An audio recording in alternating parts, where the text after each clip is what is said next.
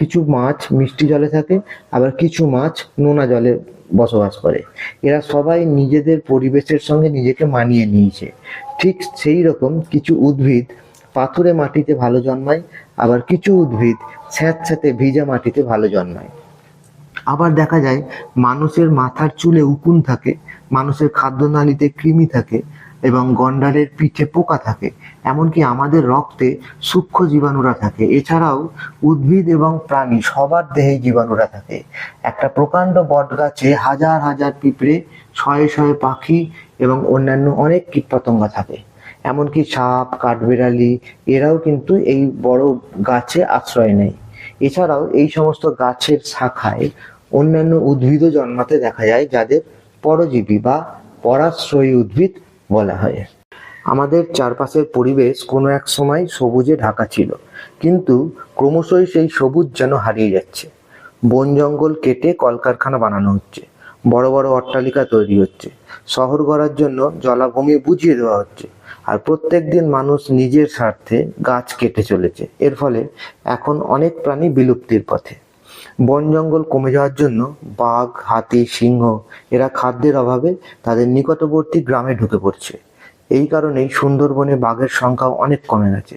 এখন সিংহ রয়েছে একমাত্র গুজরাটের গির অরণ্যে, আর মুগা রেশম মথ কেবলমাত্র অসমেই পাওয়া যায়।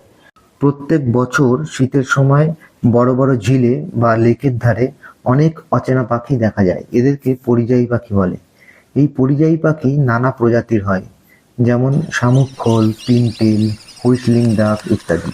সাইবেরিয়ার মতো অনেক ঠান্ডা জায়গা থেকে সাধারণত এই সমস্ত পাখিরা আসে। শীতের সময় ওই সমস্ত জায়গায় প্রচণ্ড ঠান্ডা পড়ে এবং বরফ পড়ে, তাই পাখিরা কম ঠান্ডার দেশে চলে এসে 2-3 মাস থাকে। ওই সময় তাদের ডিম ফুটে বাচ্চা হয়। বাচ্চা পাখিরা বড় হয়ে মায়ের সঙ্গে আবার তারা তাদের দেশে ফিরে যায়। এখন জলাশয় অনেক কমে গেছে, তাছাড়া যেগুলো আছে সেগুলো নানা রকমভাবে দূষিত হয়ে গেছে, যার ফলে পরিযায়ী পাখিদের সংখ্যা দিন দিন কমে যাচ্ছে। এছাড়াও চোরা শিকারীরা সুযোগ পেলেই এদের মেরে ফেলছে। তাই আমরা যদি সচেতন হয়ে জলাশয়ের সংস্কার করি এবং চোরা শিকারীদের পাখি মারা বন্ধ করতে পারি, তাহলে আবার এই সমস্ত পাখিরা আমাদের এখানে এসে ভিড় করা শুরু করবে। দীর্ঘদিন ধরে জঙ্গল ধ্বংস করার কারণে বন্য জন্তুদের বাসস্থান দিন দিন কমে যাচ্ছে, ফলে পশুরা আজ বিপন্ন। এছাড়াও আছে চোরা শিকারীদের উৎপাত। তারা নিজেদের স্বার্থে বিভিন্ন জায়গায় পশু শিকার করে বেড়াচ্ছে, যার ফলে অনেক প্রাণী আজ অবলুপ্ত হয়ে গেছে। যেমন ভারতের গোলাপি হাঁস, হিমালয়ের বামন তিতির, বালি দ্বীপের বাঘ, গ্যালাপাগোস দ্বীপপুঞ্জের কচ্ছপ, নিউজিল্যান্ডের গ্রেলিং মাছ এরা সবাই আজ বিলুপ্ত। আবার কিছু কিছু প্রাণী বিলুপ্ত হতে চলেছে, যেমন সুন্দরবনের রয়্যাল বেঙ্গল টাইগার, কৃষ্ণসার হরিণ এবং এক শৃঙ্গ গন্ডার এরা বিলুপ্ত হতে চলেছে। আগামী দিনে যাতে এই সমস্ত লুপ্তপ্রায় প্রাণীরা বিলুপ্ত হয়ে না যায়, সেই জন্য বিশেষ ব্যবস্থা গ্রহণ করা হয়েছে, যাকে আমরা সংরক্ষণ করি।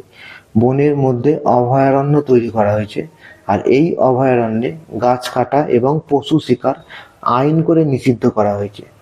অসমের জলদাপাড়া রিজার্ভ ফরেস্ট, সুন্দরবনের সজনেখালি ব্যাঘ্র প্রকল্প এবং গুজরাটের গির অভয়ারণ্য এরকম এর মধ্যে উল্লেখযোগ্য।